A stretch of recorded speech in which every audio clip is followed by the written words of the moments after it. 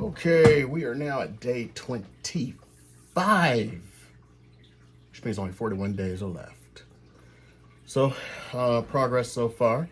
Uh, Pants are fitting looser, which is good. So the exercise portion is working. Got a lot more information or more knowledge on YouTube. That part is working. My Spanish is actually coming along pretty well.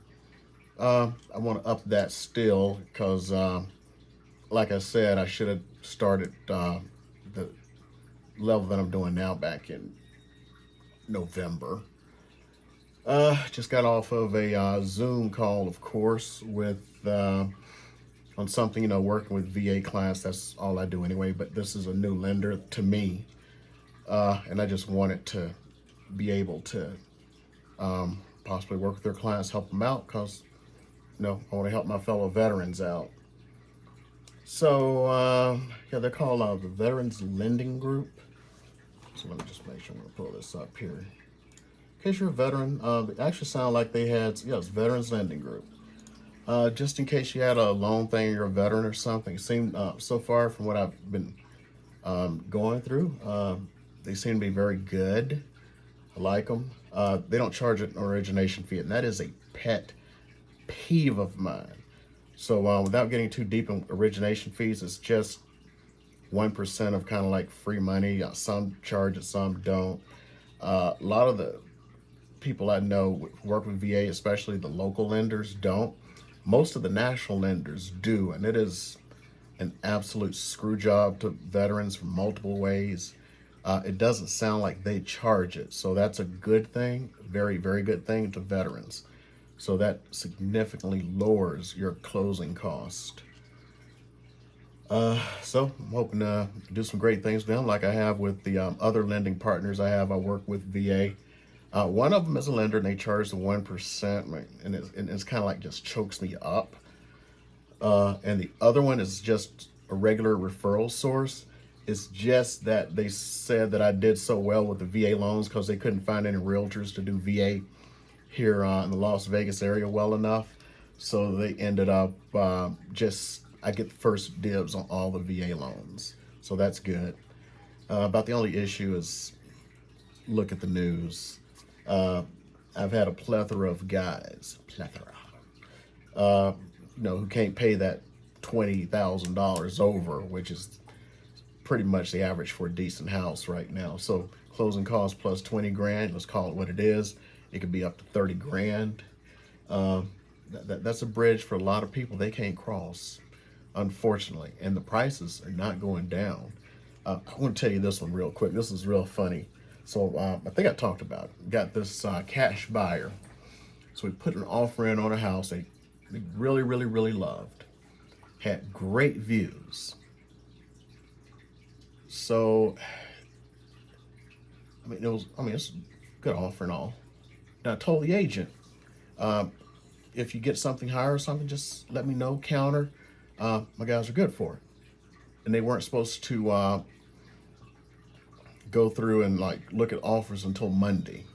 Well, just to make sure, I called on Sunday. It's like, yeah, they're counting one offer right now. And I'm like, I said you can counter us. We're good for it. The person's like, well, it was just too ridiculous of an offer.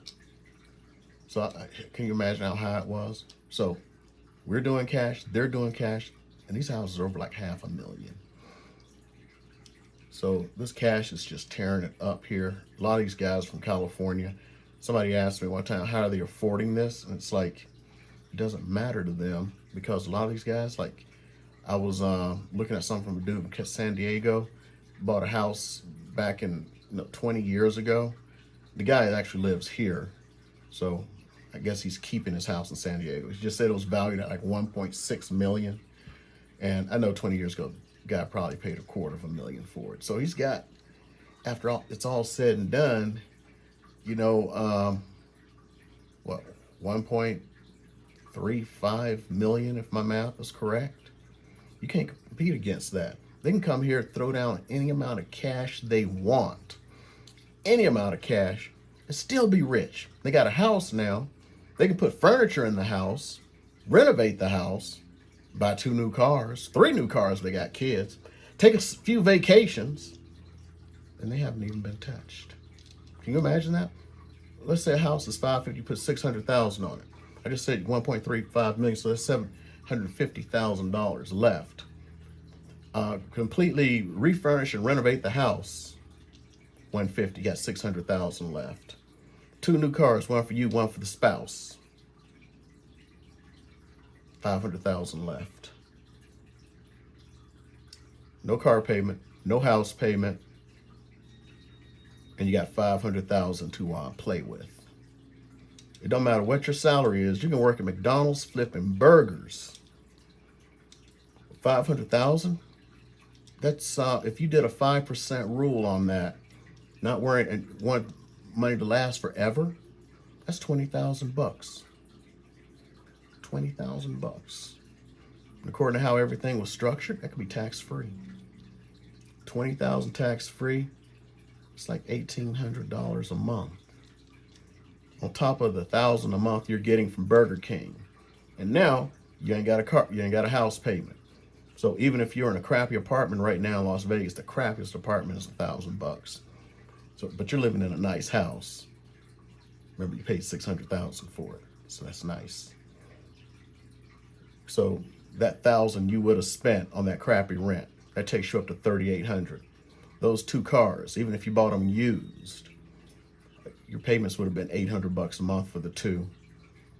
So, I mean, you're up to $3,500 that you would have had to have made just to have a crappy apartment and 2 crappy cars. You're gonna live fat, because what expenses do you have? If you had, $1,800 plus $1,000, $2,800. That's some fat living. Fat. Think about it. No car payment, no house payment, no interest. Hopefully you paid off all your credit cards. All you got to do is put gas in the cars, insurance. Yeah, gas costs a lot. And you got to, pay for the utilities in the house and food. By the time you're done, even flipping burgers, you're living good on food. You just you probably still have $1,000 left over. So anyway, that's how you can't compete. So just being blood honest with you. So anyway, I got this one. So got this person trying to get some stuff done for the lender because they said they couldn't print something out to get it scanned back to them. So I said, you know what, I'll take care of it. So I contact them up, says just drop by my office tomorrow and you can sign this and I'll send it off to the lender. So it said, well, let's go ahead and arrange a time. So I say, let's go ahead and arrange a time. And they're like, oh, we'll call you in the morning. Okay. They called me late in the afternoon yesterday. And it's like, well, I just left the office, but I'm only a few minutes away. I'll just turn right back around and come back. And it's like, no, don't do that. We're actually on the other side of town. Okay. Remember, this is late in the afternoon. So they called. So it said, we'll take care of it today. So I'm sitting around waiting, all fresh, shaved, even shaved my head to hide the gray. Fresh new clothes on, ready to run out any moment. Called me up about 11. Go, are you at the office now? It's like, no, I'm just waiting for you guys to call and I'll just shoot on over to the office. So let's go ahead and make a time. Can you do 2 o'clock? He goes, no, I have an appointment at 2 o'clock. I'll just print this out and send it back to him myself. I'm like, they haven't done stuff for 2 weeks because they claim they don't have a printer. Both got jobs or should be printers at their jobs, but now they can print it out and send it.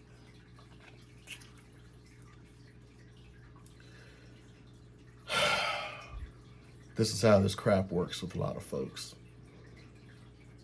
Anyway, that's it for me.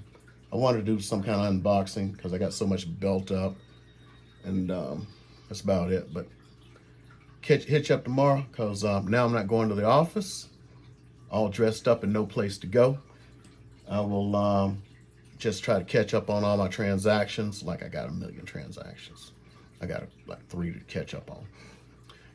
Just gonna catch up on my transactions, try to straighten up a little bit, and I should do it. No, I still got to get some stuff back for the. You saw that laser that just stopped working. Yeah, they said, can you send us a video of it and what it's doing? You want to go like, crap ain't working. I'm going to show you a video of it not working. Cool. That's all I can think. And then I still got to worry about that stupid ass dog. Anyway, see you guys.